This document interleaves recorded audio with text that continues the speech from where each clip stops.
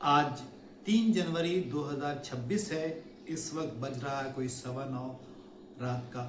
और मैं आज दिन से ये खबर फॉलो कर रहा था कि वेनेजुएला में क्या हुआ, वहाँ के राष्ट्रपति को कैसे अमेरिकी राष्ट्रपति ने कहा कि उनको पकड़ लिया गया है।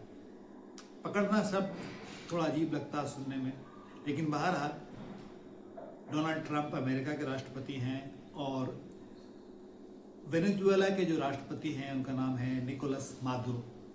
उनके बारे में खबर आई सोशल मीडिया के ज़रिए, राष्ट्रपति ट्रंप ने दी कि उनको और उनकी पत्नी को पकड़ लिया गया है। किस आरोप में पकड़ा गया है, किस जगह ये मुकदमा चला, कैसे ये आरोप सिद्ध हुआ, कैसे उनको किसी एक स्वतंत्र संप्रभु जो सोवरेन स्टेट है, एक आज़ाद मुल्क है, वहाँ जाके अपनी सेना भेज के, अपनी आर्मी भेज के कैसे उन्होंने ये ऑपरेशन किया, इसे एक बहुत बड़ा ऑपरेशन बताया जा रहा है। वो उन्होंने उस देश के राष्ट्रपति को बाज़ाब्ता दावा किया कि उन्हें पकड़ लिया गया है और ये भी कहा गया कि उनको देश से बाहर ले जाया गया है और उन पर मुकदमा चलेगा। दरअसल दक्षिण अमेरिका का ये देश है और अगर अमेरिका और वेनेजुएला की दूरी सीमा के लिहाज से बताई जाए तो कोई 4,500 किलोमीटर है। वेनेजुएला की आबादी जो है कोई 3 करोड़ से थोड़ी ज़्यादा है। तो वहाँ पे एक लोकतांत्रिक सरकार चलाने की व्यवस्था है। उसी के तहत राष्ट्रपति निकोलस मादुरो वहाँ पे अपना शासन कर रहे थे।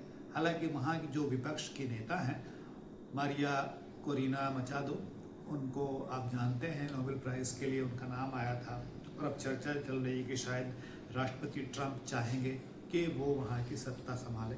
हालांकि इस वक्त जो वेनेजुएला में सरकार है वो कह रही है कि उनके यहाँ ये हमला हुआ है और ये बिल्कुल गैर कानूनी है। लेकिन देखिए, एक स्वतंत्र संप्रभु देश पर इस तरह हमला होता है तो याद आ जाती है इराक की बात, जब सद्दाम हुसैन के इराक पर अमेरिका ने इसी तरह से हमला किया था। हालांकि सद्दाम हुसैन तो बाद में पकड़े गए, लेकिन यहाँ क्या हुआ, यहाँ तो जिस दिन ये हमला हुआ उसी दिन वहाँ के राष्ट्रपति यानी निकोलस मादुरो को पकड़ने का दावा खुद राष्ट्रपति डोनाल्ड ट्रंप ने किया है, जो दुनिया भर में शांति की बात करते हैं, यहाँ तक कि नोबेल पीस प्राइज़ भी पाना चाहते हैं। भारत और पाकिस्तान के बीच युद्ध विराम का श्रेय भी लेते हैं, क्रेडिट भी लेते हैं। कहते भी हैं, कई बार कहा उन्होंने कि उन्होंने 2 एटॉमिक पावर को लड़ने भिड़ने से रोका। बहरहाल उन्होंने इराक के मामले में भी बयान दिया था कि ये बहुत बड़ी गलती की थी अमेरिका ने वहाँ पे हमला करके। लेकिन अमेरिका का आप जानते हैं कि हमला करने का इतिहास कोई नया नहीं। वियतनाम और उससे पहले और कितने मुल्कों में अमेरिका ने हमला किया, इसकी गिनती रखना भी मुश्किल है। इसलिए पॉलिटिक्स समझते हैं में हम आज इसकी चर्चा कर रहे हैं। पॉलिटिक्स समझना चाहिए क्या है, दुनिया ऐसे हमलों के बारे में फिर क्या सोचती है, क्या कहती है, वो कोई नीति सिद्धांत लोकतांत्रिक मूल्य का कहीं कोई मतलब नहीं रह जाता है। और हमने आज दिन भर ये फॉलो करने की कोशिश की कि क्या भारत का कोई रिएक्शन इस पे आया है। जाहिर है भारत के लिए आसान नहीं है रिएक्शन देना, क्योंकि अमेरिका के साथ अभी अच्छे संबंध रखने हैं। पाकिस्तान के लिए भी आसान नहीं, छोटा सा मुल्क है। लेकिन रूस ने ये ज़रूर कहा है कि उन्हें चिंता है इस बात की, चूँकि उसको करीब भी माना जाता था, वेनेजुएला को माना जाता है कि रूस के करीब का देश है। लेकिन ये राष्ट्रपति ट्रंप क्या चाहते हैं वहाँ पे, तो जैसे इराक में तेल का मामला था, पेट्रोलियम का मामला था, लोग बताते हैं कि वेनेजुएला में भी पेट्रोलियम का मामला है। बहुत बड़ा वहाँ पे वो ज़ख़ीरा है पेट्रोलियम का और उस पर वो चाहते हैं कि उनका अधिकार रहे। लेकिन जाहिर है रूस को भी चिंता है। अब देखते हैं कि रूस इस चिंता को आगे कैसे बढ़ाता है। ब्रिटेन ने क्या कहा, ब्रिटेन ने कहा कि उसकी कोई भूमिका नहीं है, लेकिन वो ये भी नहीं कह रहा है कि हाँ ये गलत है या सही है, क्या है। उसको भी अमेरिका से दोस्ती चाहिए और वो तो पुराना दोस्त है अमेरिका का। इसी तरह से और भी देश हैं, जैसे चीन है। तो चीन अगर कल हो के ताइवान पर इस तरह का कोई कब्जा कर ले जो उसका दावा रहता है, वहाँ पे वहाँ के राष्ट्रपति को उठा ले, पकड़ ले, राष्ट्रपति ट्रंप के शब्दों में, तो क्या होगा। लेकिन ऐसे ही दुनिया चल रही है, बराबर चलती रही है। और ये जो पॉलिटिक्स है ना, इसमें कोई नीति नियम नहीं, जिसको हम अपने हिंदी भाषा में कहते हैं कि जिसकी लाठी उसकी भैंस, या आप कहिए माइट इज़ राइट, आपकी ताकत है आपके पास तो आप इराक में कह देंगे कि वहाँ वेपन ऑफ मास डिस्ट्रक्शन है, वहाँ पे हमला कर सकते हैं। यहाँ इन्होंने इल्ज़ाम लगाया कि वेनेजुएला के जो राष्ट्रपति हैं वो अमेरिका में ड्रग्स वगैरह के बढ़ावा दे रहे हैं, और सिर्फ निकोलस मादुरो को नहीं बल्कि उनकी पत्नी को भी ट्रंप के शब्दों में पकड़ लिया गया है और उन पर कानूनी मुकदमा चलेगा। कहाँ ले जाकर मुकदमा होगा ये नहीं मालूम। हाँ, एक बात दिलचस्प ज़रूर है कि जो अर्जेंटीना है उसने पता नहीं उसका क्या वहाँ वेनेजुएला से प्रॉब्लम है कि उसने इसके बारे में मतलब अच्छी राय व्यक्त की है, कोई ऐसा ये नहीं किया। लेकिन हाँ, क्यूबा इस तरह के मामले में हमेशा से अमेरिका के सामने खड़ा रहता है। तो क्यूबा के जो राष्ट्रपति हैं मिगेल दियाज कानेल, उन्होंने एक सोशल मीडिया पोस्ट पे कहा कि इस तरह के आपराधिक हमले की निंदा करता है और अंतर्राष्ट्रीय समुदाय से तुरंत कार्रवाई की मांग करता है।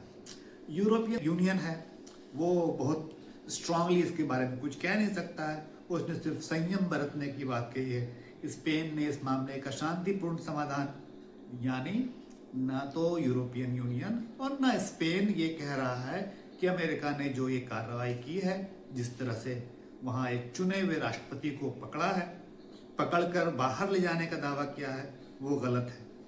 चिली के राष्ट्रपति ने ज़रूर चिंता व्यक्त की है, आसपास का मुल्क है, लेकिन कुल मिला के देखिए तो दुनिया इस स्थिति में नहीं है।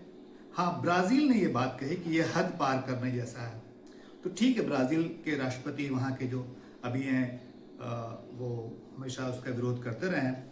जो लूला डा सिल्वा हैं वो पहले भी कहते रहे इस तरह की बात। और वहाँ जो बमबारी हुई है और राष्ट्रपति को पकड़ लिया गया है, वो उन्होंने कहा कि इसे किसी तरह से बर्दाश्त नहीं किया जा सकता है। लेकिन कितने देश हैं दुनिया में, 200 से ज़्यादा देश हैं।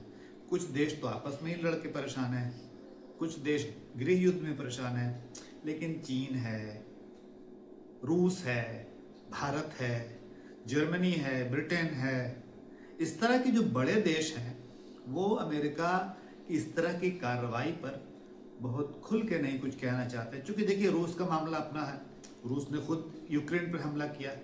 यूक्रेन इस समय पूरी तरह से यूरोपियन यूनियन पर निर्भर है, यहाँ तक कि अमेरिका भी बार बार धमकी देता रहता है, उसके राष्ट्रपति ट्रंप खुद धमकी देते हैं। तो ये समझने की बात है कि किसी दिन कोई ताकतवर मुल्क उठता है, किसी जगह जाके हमला करता है, उसके राष्ट्रपति को ऐसे कहता है कि पकड़ लिया, जिसको दूसरे मामलों में कह सकते हैं कि किडनैप कर लिया। वैसे अमेरिका पर बहुत बार असैसिनेशन का भी इल्ज़ाम लगा है कि उन्होंने कितने दूसरे देश के नेताओं को किसी न किसी तरह से, लोकल कोई मर्डरर है, लोकल कोई क्रिमिनल है, उसको हायर करके मरवा दिया। तो ये सब बात पॉलिटिक्स है, पॉलिटिक्स में, अंतर्राष्ट्रीय पॉलिटिक्स में समझना ज़रूरी है। और एक बात और कि अमेरिका सोशल मीडिया पर बहुत कड़ी नज़र रखता है कि कौन उसके बारे में क्या कह रहा है। तो हम क्या कह रहे हैं? हम ये कह रहे हैं कि अमेरिका ने एक चुने हुए राष्ट्रपति को उसके देश से पकड़ने का दावा किया है और देश से बाहर निकलने का दावा किया, निकालने का, और फिर कानूनी कार्रवाई का भी दावा किया है। ऐसा मामला इराक के सद्दाम हुसैन के वक्त नहीं हुआ था, बल्कि उनको वहीं पकड़ा गया था, और जो भी बताया गया कि कानूनी कार्रवाई हुई, उसके बाद फांसी दी गई। तो इस तरह से दुनिया चल रही है, जबकि अमेरिका जो है दुनिया का लीडर होने का दावा करता है, सबसे अच्छी सभ्यता का दावा करता है। उस अच्छी सभ्यता में ये है आज की सच्चाई। तो आज की चर्चा यहीं पे ख़त्म करते हैं। आप अपनी राय ज़रूर दीजिएगा। शुक्रिया।